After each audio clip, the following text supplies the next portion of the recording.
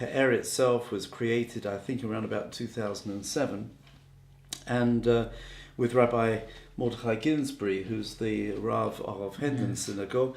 He's the overall in charge of this, and has a secondment from his shul for about one equivalent of 1 day a week to help get this project moving.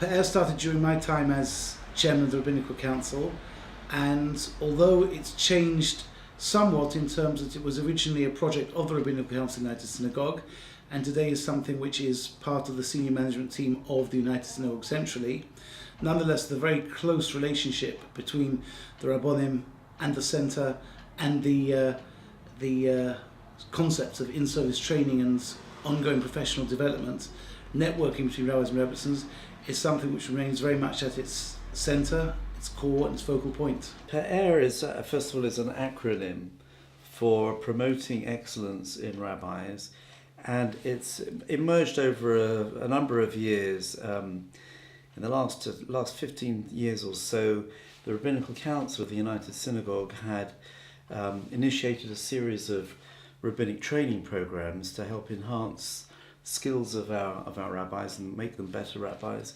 in our communities. And in more recent years, the United Synagogue decided to take over all responsibility for this. To their credit, they've invested quite a bit of resources into this program. EIR has been in existence now for just over 6 years.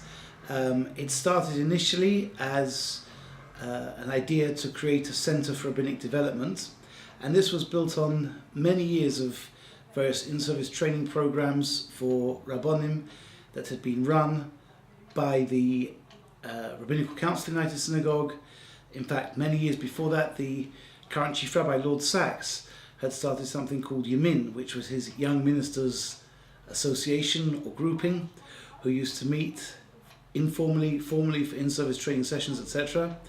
And it moved on and developed, and it's something which is really incredibly important, because today the range of activities which rabbis are engaged in, and rebbitzins I have to say as well, because this year we've increased significantly our provision for rebbitzins, is incredibly important. The yeshiva is a tremendous environment for fostering a proficiency with the Jewish rabbinic texts and understanding how the halakha is constructed and so on. But you're quite right, when you are plonked, as it were, into a community, you have an enormous range of skills that is expected of you. Some people may be innately good orators, pastors, and so on. But in the real world, what we find is that all of us, and I've been at this for many years, we all need a bit of training, a bit of help along the way, expert advice, just to... Because the role of the Rav, the role of the Rabbi, has changed and evolved over the last 20 years or so, hasn't it? Well, it's a continually evolving process, but I think more is expected of the Rav today. Our communities are more complex. Yes. The challenges are more daunting in a way, and our communities are now expecting not only someone who can function in terms of leading services and the sort of rites of passage, but who also effectively the managing director or whatever it is of their community. He needs leadership skills, certain management skills, and certainly the whole panoply of what's involved in pastoral support is now big. Modern life is very challenging. That's not to say that our predecessors didn't have difficulties to confront. But a lot has changed. But a lot has changed, and the communities are expecting a lot more of their rabbis. So what EIR seeks to do is to arrange as comprehensive a training program as we can. We don't do it all ourselves. We bring in outside experts. Well, I think the role of the rabbi and the rebbitzin has always been changing within the community. Clearly, in recent times, probably the most significant change is that it's not enough for the rabbi just to be a reactive pastor, teacher, friend, confidant and minister to his community. He really needs to be someone who proactively reaches out to his community and is supported by various other things that we have within the organisation, such as Tribe, working with young people, the Living and Learning Department, which is seeking to implement programs across the United States family of communities. Well, one of the reasons why EIR must have began was because, and this is no disrespect perhaps to previous generations, there was something lacking within the rabbinate. I don't think one can ever say there's something lacking.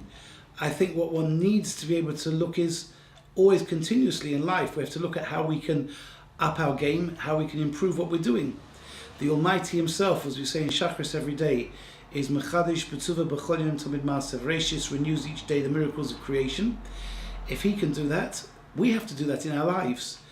I would never seek to lay blame. I think that's a very negative thing to do. And I think one has to realize that early generations really did heroic work. It's very important for every rabbi, no matter how experienced they are, to recognize what their limitations are. And we can't, I don't think we would pretend to give everybody all the answers to all the things that they're going to meet in that. But we would hope that we give them the skills to identify problems and give them contacts for experienced professionals in the field to refer people on to. Yes. I mean, we recently lament, of course, the collapse of the Jewish drugs line in Ilford, which Rabbi Safrin has run admirably for a long time. And that would be exactly the sort of place to refer people on to. We are in contact with people who have counselling skills specialising in addictions of one sort or another. Yes. So we're I suppose a bit like, if you take a medical analogy, the rabbi in the community is a bit like a GP, right? But a GP knows that when certain conditions he's presented with, he has to refer on to the experts in the hospital or whatever it might be. So we can't be specialists at everything, but we hope we're reasonably good all-rounders. I think what we're seeing is actually different types of rabbonim. Of course, there is the rabbi who is the community rabbi, the senior rabbi, the one who looks after the community as a whole. But for example, today we're looking at associate or assistant rabbonim, of whom we've been delighted to have had one excellent rabbi in my own community in Hendon, Rabbi Leo D, who has since gone on with his wife Lucy to become the rabbi and rebbetzin of the Radler community. We now have Rabbi Johnny Hughes and his wife Hannah, who are doing wonderful work in terms of programming, shiurim and teaching in the community. And again, this is a particular area that needs to be developed and worked on in the community. We're looking today at the possibility of having greater support for youth provision in the community. Because the community now has so many issues that the rabbi has to deal with. Maybe, drug taking, maybe faith problems, and obviously the rabbis have to have the skills to deal with these issues. This is why we have in-service training programs, networking meetings. We have the opportunity to look at sources from Torah and Chazal in terms of how one deals with addictions, how one deals with different pressures in life, how one deals with different circumstances and situations. And this is something which, of course, is incredibly important to ensure that rabbis feel that they have the tools and the awareness and the understanding of that which they're dealing with. I think one needs to understand that in the United Synagogue has actually brought in about 25, I think it is, new rabbonim in the last few years. They've expanded. There are a lot of associate and assistant rabbis in communities, and others that have taken up, positions as the rabbi in the community. And so we have laid on what we call an induction program, which is a fairly intensive course running over a year, 36 modules, looking at the key skills that a rabbi ought to acquire. And it won't make them brilliant at everything, but at least give them an understanding of what, where to go and who to ask for advice. In addition to that, there are a number of like whole day seminars which we put on for the entire rabbinate, where we focus on one particular issue and look at it in a bit more detail. And these can range from, preparing for an upcoming Yom Tov, ideas for sermons and shiurim.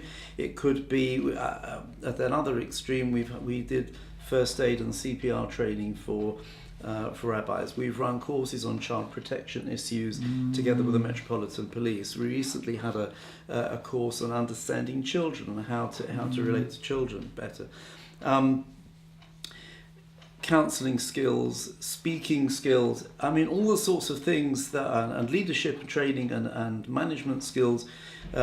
These are all the sorts of things that we try to build into our program year on year. We vary it a bit. Sometimes we respond to a particular, acute need.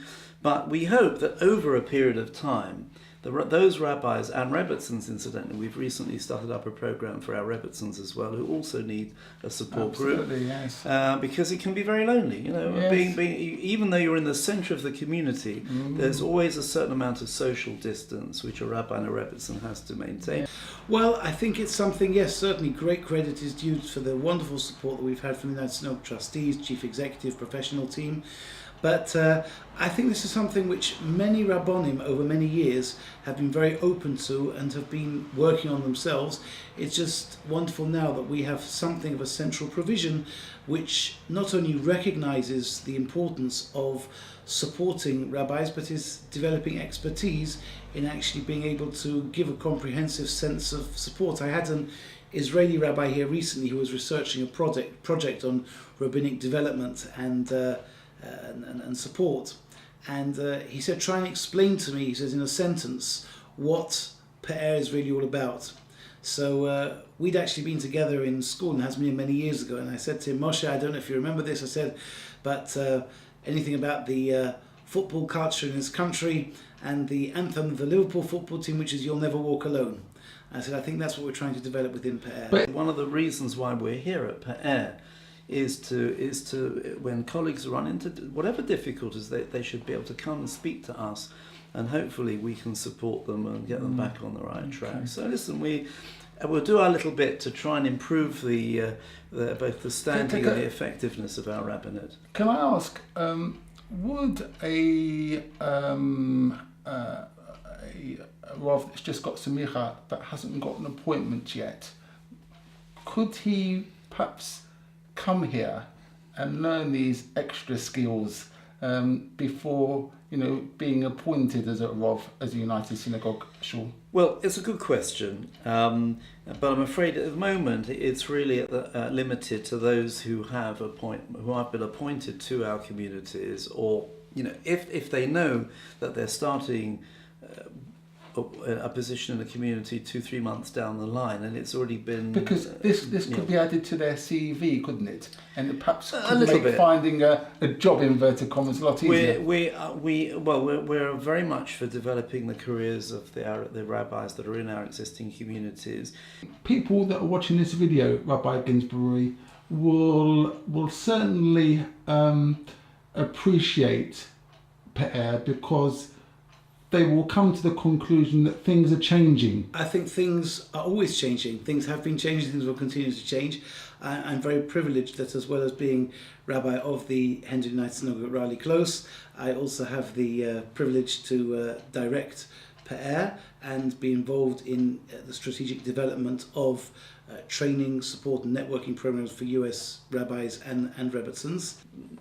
It's generally thought that if you have a successful rabbinic leadership, the community tends to flourish. I'm not sure it's an exact equation, but certainly the community does better when its rabbi is succeeding, and we want to help to nurture that success. There's a question of nature and nurture. You have to be able to spot a potentially good rabbi, and we have a wonderful program with the United Synagogue centrally, which is the responsibility of Tribe and Living Learning Department. Certain of the key professionals such as David Kaplan, Rabbi Andrew Shaw, have been involved in going out to Israel and the USA, primarily probably more Israel, and looking at training programs and people who are studying perhaps in yeshiva or more likely in kollel.